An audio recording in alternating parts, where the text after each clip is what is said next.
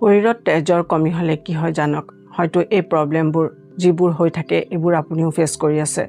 আপুনিও সাফাৰ কৰি আছে এই প্ৰবলেমবোৰ বহুতেই প্ৰশ্ন কৰে যে গা বেয়া লাগি থাকে এলা ভাব হৈ থাকে কি কৰিব লাগিব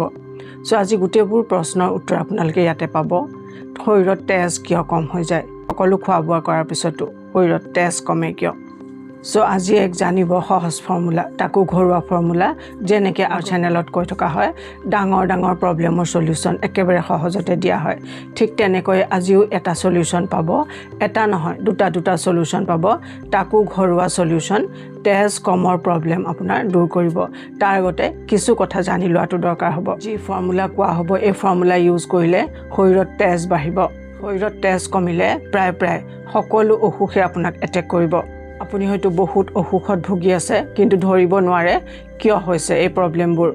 এতিয়া জানক কি প্ৰবলেম হ'ব পাৰে যদিও আপোনাৰ এইবোৰ সিম্পটমছ আছে তেতিয়া খুব ভাল উপকাৰ পাব জানক কি প্ৰবলেম হ'ব পাৰে শৰীৰত তেজ কমিলে আৰু কিয় আপোনাৰ তেজ কম হয় শৰীৰত